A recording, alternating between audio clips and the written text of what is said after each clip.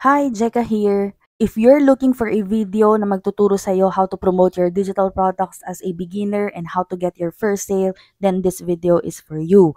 I would like you to meet Ana, isang confused na digital product seller na malapit nang mawalan ng pag-asa dahil walang sales, pero wala namang ginagawa.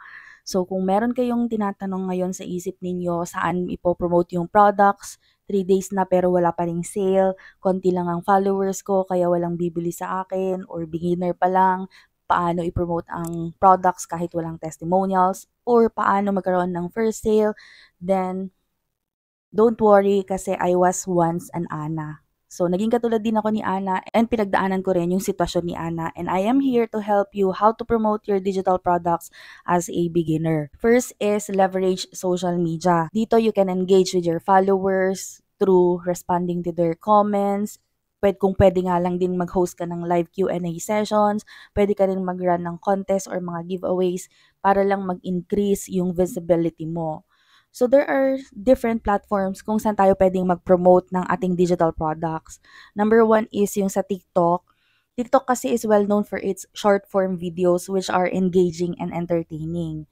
And ang gusto ko rin dito, it has a massive user base. Ang dami nang gumagamit ng TikTok ngayon. And it's a perfect platform to showcase your digital products in a creative and attention-grabbing way. Hindi lang yung basta magpo-post ka lang ng picture, ng product mo, that's it. Hindi. You have to promote your product or showcase your products in a creative way. What I also like about TikTok is yung kanyang algorithm, which is designed to surface content to a wide range of audience. So kung mas malawak yung audience mo, mas maraming makakapanood ng video mo, ibig sabihin mas malaki yung opportunity na magkaroon ka ng sale. And you just have to engage with them. Pag may nag-comment, you respond. Kapag nakakita ka ng video na related dun sa binibenta mo, so example, if about gardening, yung digital products na binibenta mo, you engage with other creators na nag-share din ng kanilang mga tips about gardening or related sa gardening, makipag-engage ka with them. Kasi 'pag nakita nila yung social media mo na nakikipag-engage ka with them, there's a possibility they will visit your profile ta's makikita nila na, kaya pala alam niya yung about sa gardening kasi nag-o-offer din siya ng, let's say, gardening ebook. So, potentially puwedeng bumili sa'yo yung mga makakakita ng comment mo. The second social media na ituturo ko sa inyo is about sa paggamit ng Instagram. Alam natin na ang Instagram is a visual platform, meaning dito you showcase your digital products through high quality images and videos. Ang isang tip na ma-share ko sa inyo when you use Instagram is to use patterns for visual appeal. Katulad nitong nasa screen, eto, mag-search na lang kayo sa Google or sa Pinterest ng Instagram patterns. Tapos, yun ang gayahin ninyo pag nag-post kayo ng videos or images dun sa Instagram ninyo para pagtingin ng audience dun sa profile mo, maayos tignan yung mga photos, hindi magulong tignan. Kasi pag magulong tignan, nakakawalang ganang tignan or i-check yung mga products. So, I suggest you use patterns. Third is we have yung sa YouTube, which is, ito yung ginagamit na platform for long-form videos katulad ng mga in-depth tutorials, demonstrations, mga product reviews, kumbaga something that is educational. So, dito sa YouTube, maganda rin yung engagement kasi long-term siya. Kahit na sabihin natin na 2 years, 3 years, 4 years na ang nakalipas, meron at meron pa ring manonood ng video mo, lalo na if you're sharing, let's say you're sharing some tips about gardening, ganyan, eh hindi naman naluluma yung topic about gardening, 'di ba? So, kung magse-share ka ng something educational about gardening tapos nagbebenta ka ng gardening ebook, meron at meron pa ring bibili. Medyo matagal lang yung proseso pero this one is a good one for long-term engagement. And ayun din, medyo mahirap din gumawa ng mga long-form videos dito sa YouTube. Another is we have yung Facebook. Itong Facebook naman is it's for diverse audience. So meaning to say, maaari kang maka-encounter ng iba't ibang klase ng tao, mga tao sa iba't ibang mga bansa. So you can promote your products dito sa Facebook maraming ways paano i-promote. You can promote it through a Facebook page, or you join Facebook groups, or pwede naman na sumali ka dun sa mga events. May mga events kasi dito sa Facebook. Kung related siya dun sa product mo, then you join the events. And then, itong Facebook din, nagbibigay din siya ng analytics, okay, ng detailed analytics and insights na pwede mong gamitin to get information about your audience, like their demographics, yung preferences, and yung behaviors nila. Example na lang, kung nakita mo dun sa analytics na mas maraming babae ang nakikipag-engage dun sa mga post mo, so ibig sabihin, you create posts na pwedeng i-target yung mga kababaihan. So, parang ganon. And then another is yung LinkedIn. If you're selling digital products for professionals and business owners, then this platform is good for you. Dito sa LinkedIn kasi, this is ideal for promoting yung mga business to business na digital products or services. Kasi dito tumatambay yung mga yon. So, example, kung ang target buyers mo ay mga business owners, then pwede kang mag-post ng mga products mo dito, or pwede kang makipag-connect dun sa mga business owners, and then you offer your services or products to them.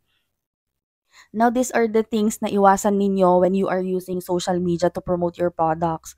Number one is posting digital products only. So, meron akong napanood the past few days, no, napapanood na videos na nagrereklamo sila, 2 days na, 3 days na, 2 weeks na, wala pa rin akong sales.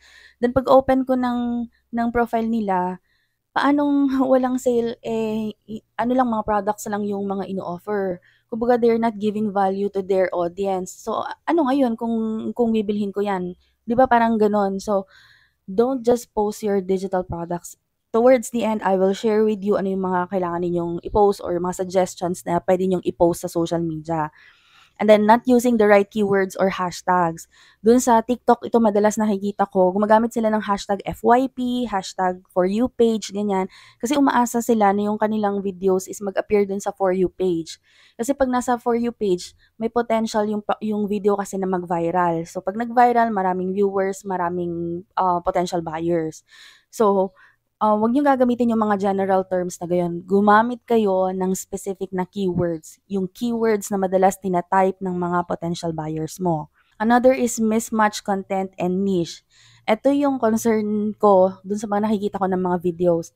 They're selling educational worksheets, mga educational materials para sa mga kindergarten, preschooler, ganyan. Tapos, pag tingin ko dun sa kanilang TikTok account, ang pinopromote naman nila is how they got earned, how they earned by selling digital products, tapos paano nila ini-edit yung product nila, ganyan. Well, in fact, ang kanilang target buyers ay yung mga nangangailangan ng educational materials, 'di ba? So, bakit kailangan pa nilang ipakita yung kanilang earnings? Another is promoting products on fellow digital product sellers. Nagbebentahan sila ng mga products, binebenta nila educational materials for preschoolers. So sabi ko sa isip ko, bakit sila nagpo-promote do'n? Sinong bibili do'n? Fellow product digital sellers nila ang nandun sa group. Unless, ang target talaga nila is yung kapwa nila digital product sellers, pwede. So don't do this when using social media. So I have created here sample content ideas for my digital product, which is example Busy Books.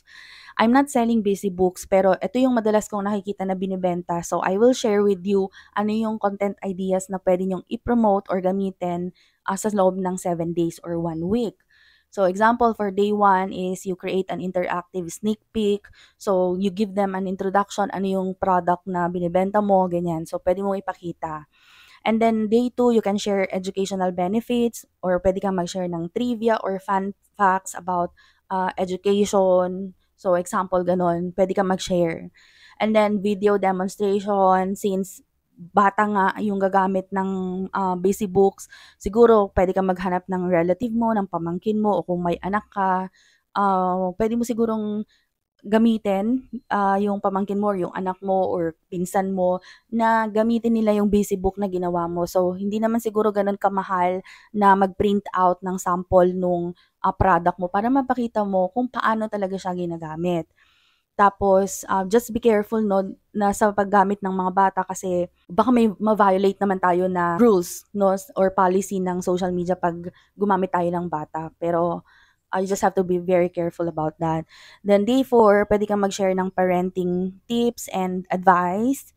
And then, puwede mo sa kanila sasabihin na your kids can learn in interactive way by using my, busy book, so something like that.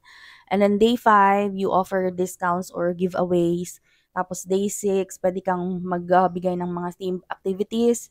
Puwede rin na halimbawa kung malapit ang Valentine's or halimbawa Halloween, ganyan. So, puwede mong i-share yung mga busy books mo na related sa Halloween. Kung Christmas, puwede kang mag-share. And then day 7, kung magkaroon ka na ng buyer, you can ask for their, feedback. Kung halimbawa hindi man sila nagbigay kusa ng feedback, you can contact them and offer them discount in return to their feedback. Or you can also share yung mga behind the scene.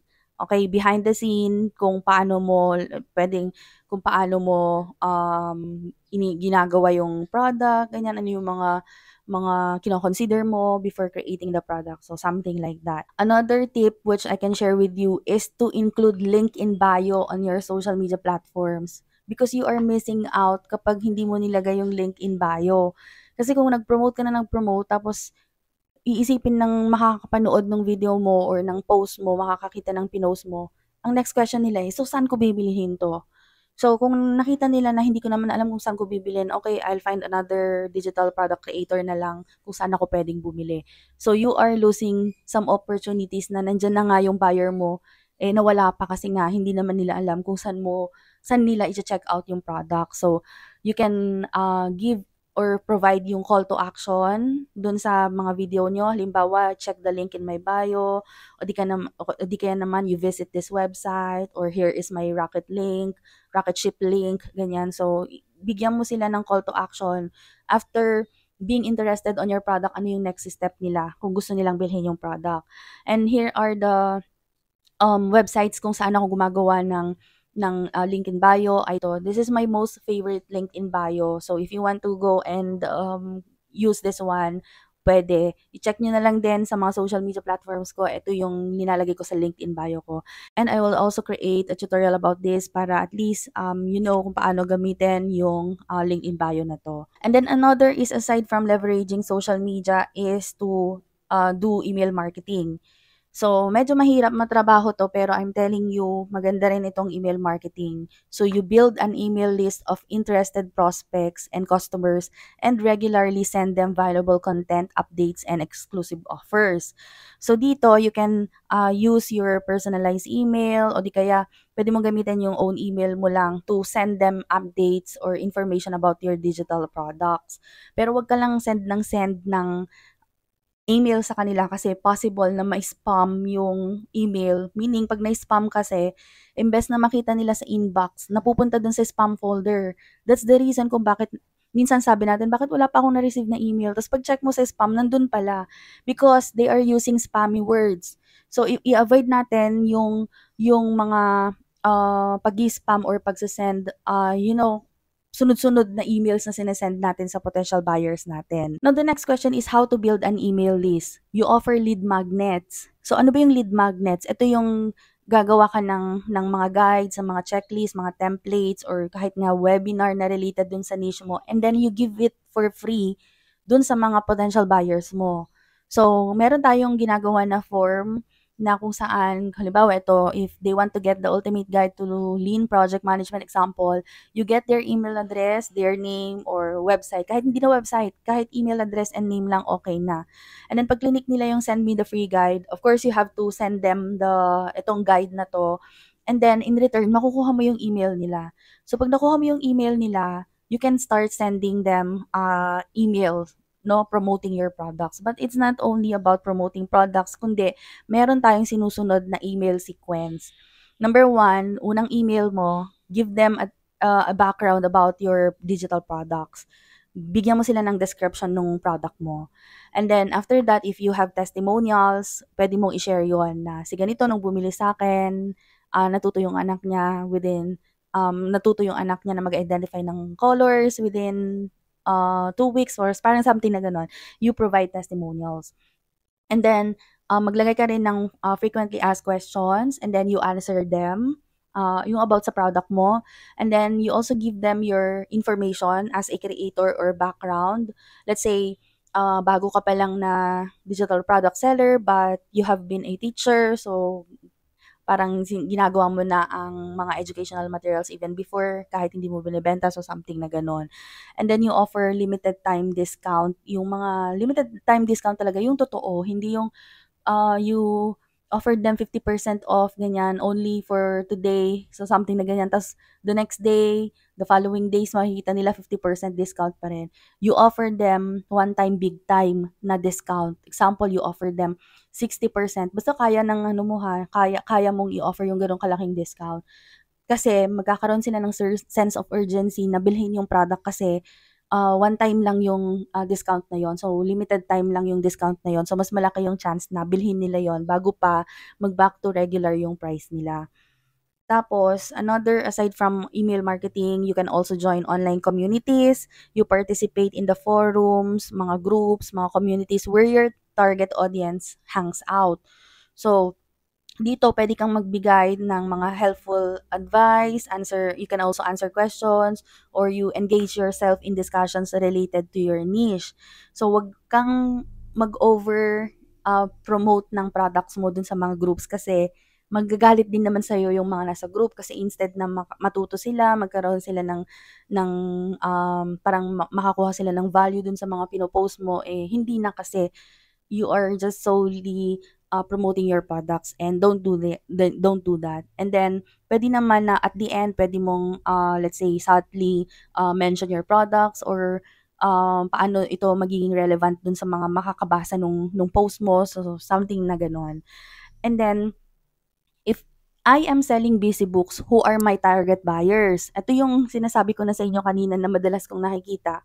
So, ito yung pinaka-common na product na nakikita ko, which is mataas din naman ang demand dito sa product na 'to. So, if you are selling busy books, sino ang gagamit ng busy books? Of course, mga kindergarten, mga bata, preschoolers.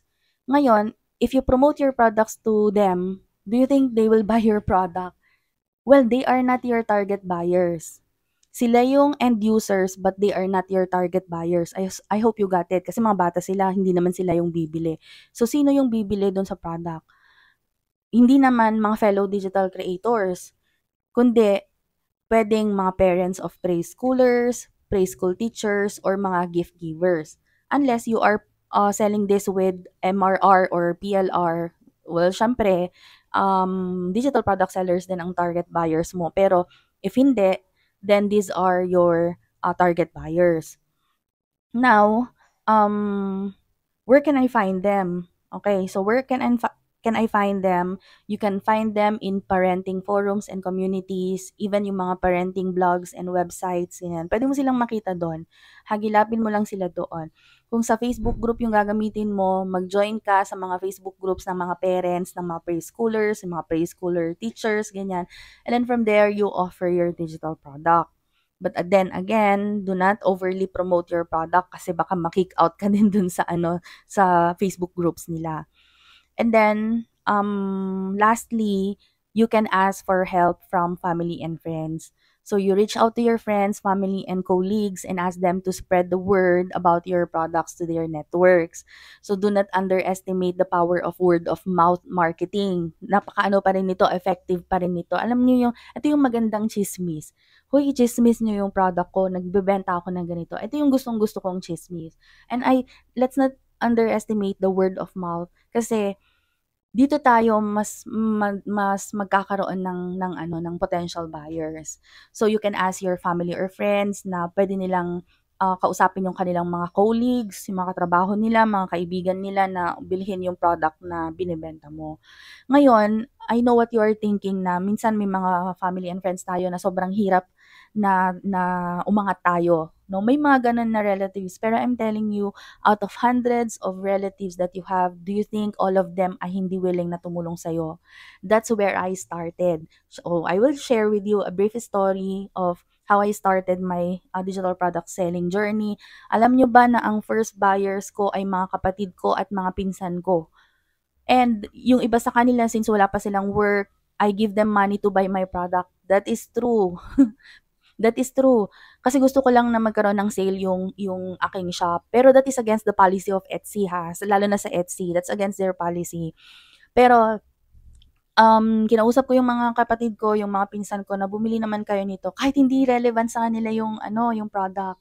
So, nag-purchase sila, nakita naman nila yung product na, "Oh, okey naman yung product mo pero ganito, ganyan." So, nagbibigay din sila ng feedback. And then from there, shine-share nila sa mga katrabaho nila, kaibigan nila na yung ate ko, yung kapatid ko, yung pinsan ko nagbebenta ng ganito, "Kung gusto ninyo puwede kayong bumili sa kanya." And then nagkakaroon din naman ako ng sale from them. Yun nga lang, very small lang talaga yung percentage na nakakakuha ako ng, sales from them. Pero helpful talaga when you ask help from your family and friends. And when you ask for help, you give them discount. You also ask them to share your products to their network and then ask for testimonial. Guys, ito na yung sinasabi ko sa inyo kanina, paano kung magkaka-testimonial kung beginner ka pa lang? Ang sagot diyan, you ask help from your family or friends. Ask for a testimonial. So, humingi ka sa kanila ng testimonial. Of course, kausapin mo rin sila na wag sila magbigay ng negative na testimonial kasi baka masyado silang honest. Pero you ask for a testimonial from them. And you can use that as a social proof. You don't need to mention on your social media post. Halimbawa, gusto mong i-post yung testimonial. You don't need to post there na ito, comment ito or review ito from my brother, from my pinsan. You don't need to inform that. You just show them kung ano yung feedback. That is a social proof. And sa panahon ngayon, kailangan ng social proof kasi maraming tao ang medyo mataas ang trust issues kaya hindi sila basta-basta bumibili ng mga digital products. Now, let's talk about the key takeaways. So in the next videos, I will make sure na magbibigay ako ng key takeaways sa lahat ng mga videos. So ito yung mga abangan ninyo. Number 1, provide value. Yes, provide value. If your target buyers are gardeners or someone who is interested in gardening, then you provide value to them. Magbigay ka ng valuable content na related sa gardening na makakatulong sa kanila. Kasi from there, you are building your trust with these people kasi they are your target buyers. Next is engage with your audience. Don't forget about this. When someone comments on your post, you respond to them positively. So, wag mong hahayaan na may mag-question na hindi mo sinasagot. If possible, lalo na kung konti pa lang yung followers mo. And then, stay consistent. Alam niyo yung mga nakikita niyo ngayon na mga malalaking followers sa TikTok, na mga digital product sellers, yung mga yon pinaghirapan nila yung followers. And ang nakikita kong trend dito is they are consistently posting. Hindi yung nag-post ngayong araw, after 2 weeks ka ulit magpo-post. Hindi. The key here is to stay consistent. Post consistently. Kasi kahit sabihin mo na 200 lang yung nakakapanood ng videos mo, pag yan nakita ni TikTok na consistently nagpo-post ka ng mga relevant videos, mga valuable videos, tutulungan ka niya na i-reach yung mga potential na buyers mo, yung mga yung audience mo dun sa TikTok, let's say TikTok, no, TikTok profile mo. So, stay consistent. Hindi porke nag-post ka na ng 3 araw, i-expect mo na magkakaroon ka ng sales. Well, that is possible, pero it's not for everybody. Okay? Just like me, dun sa aking unang TikTok, marami na akong followers doon, pero I created another TikTok for a different niche.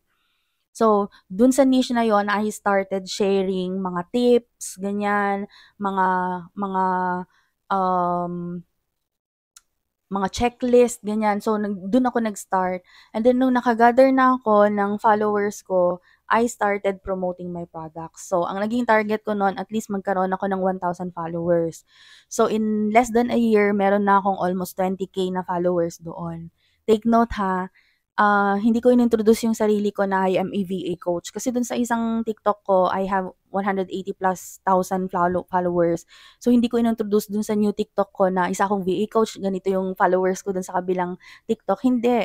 I just share valuable content. So, please stay consistent. Now, if you have more questions about digital product selling, please feel free to comment dito sa video na to and then I will gladly help you. I will respond to your comments, and then kung kaya ko pang gumawa ng video content about your questions, I will answer them. So if you find this video helpful, please like and subscribe to this. It will be great help for me para mas lalo pang maraming digital product sellers ang matulungan ko. So see you sa next video.